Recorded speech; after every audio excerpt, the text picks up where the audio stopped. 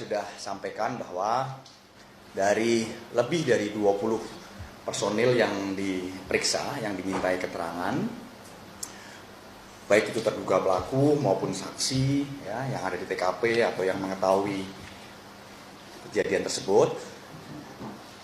Lalu dari hasil pemeriksaan awal itu, lebih dari 20 personil itu, saya sudah menyampaikan beberapa hari yang lalu kemarin bahwa sudah ada update. Kemarin itu 4 prajurit menjadi tersangka.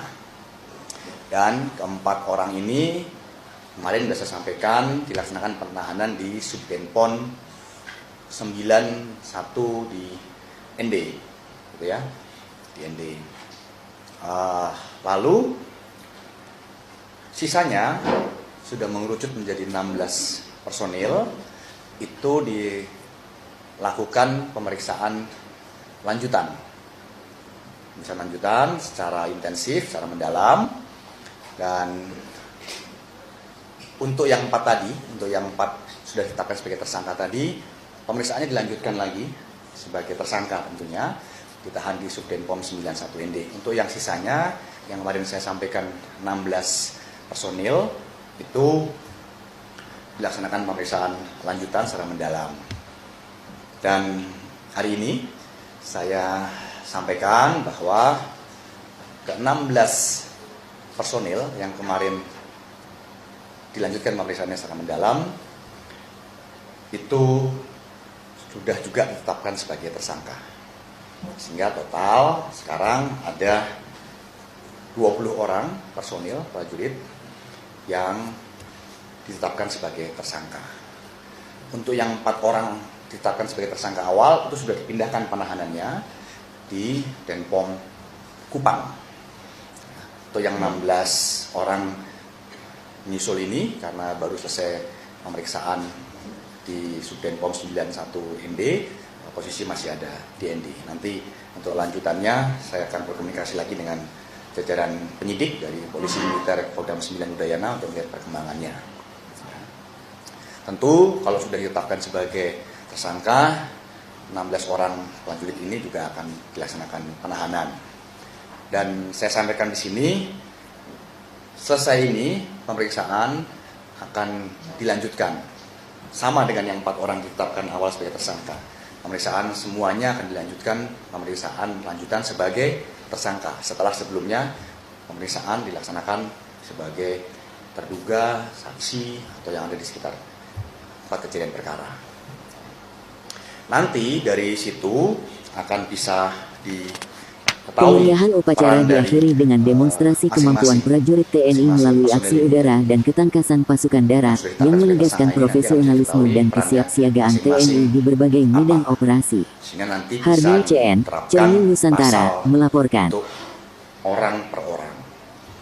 Jadi tentu tidak akan sama. Pasal yang akan diterapkan, di mana nanti ancaman hukumannya juga mengikuti pasal yang diterapkan tersebut, tidak akan sama antara orang per orang. Semua akan dilihat sesuai dengan hasil pemeriksaan nanti perannya, porsinya, ya, bagaimana di dalam kejadian ini. Dan beberapa pasal yang sudah disiapkan, saya komunikasi dengan penyidik, itu ada pasal 170 KUHP, gitu ya, yang berkaitan dengan terang-terangan menggunakan tenaga, kekerasan pada orang lain. Itu ada pasal 351 ya, yang berkaitan dengan penganiayaan. Ada juga pasal 354 yang sengaja melukai orang lain ya, berakibat pada kematian. Ada pasal 131 yang seorang militer yang dalam dinas dengan sengaja memukul rekan atau bawahan, itu ada sanksinya. Lalu pada pasal 132 yaitu militer, dalam hal ini senior atasan yang mengizinkan atau memberikan kesempatan kepada personel militer lainnya untuk melakukan tindak kekerasan kepada personel militer yang lain, itu juga dikenakan sanksi.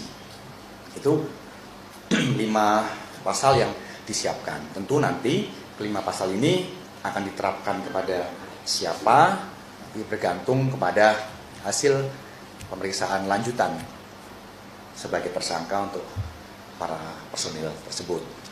Dan mungkin rekan-rekan juga bertanya kenapa jumlah personil yang ditetapkan sebagai tersangka cukup banyak, gitu ya, karena memang kejadian tidak berlaku pada satu hari.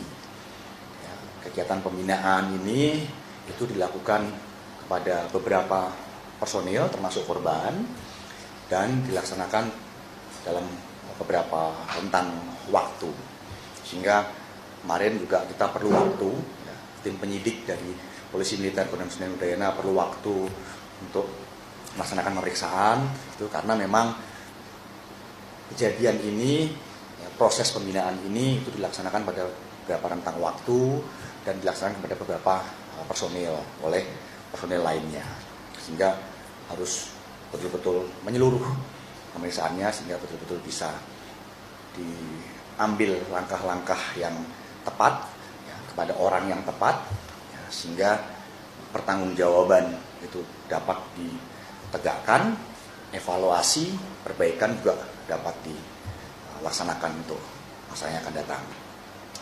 Dan untuk itu selesai ini saya mohon waktu kepada rekan-rekan media sekalian dan juga kepada warga masyarakat bahwa pemeriksaan para tersangka ini tentu tidak mudah. Tidak mudah itu artinya kita perlu waktu sehingga betul-betul bisa mengetahui peran orang per orang, porsinya masing-masing sehingga keadilan bisa ditegakkan, tapi pertanggungjawaban juga bisa dilaksanakan. Dan nanti siapa, perannya apa, pasal yang diterapkan apa itu betul-betul tepat. Ya, sehingga nanti saya akan sampaikan dari rekan-rekan sekalian untuk perkembangannya. Karena setelah tahapannya kan setelah selesai nanti pemeriksaan para tersangka ini sudah bisa diketahui peran dan porsinya, diterapkan pasal untuk orang per orang, lalu dilaksanakan gelar perkara. Setelah dilaksanakan gelar perkara, itu akan ada pelimpahan kepada auditor militer untuk siap dilaksanakan persidangan di pengadilan militer. Itu tahapannya.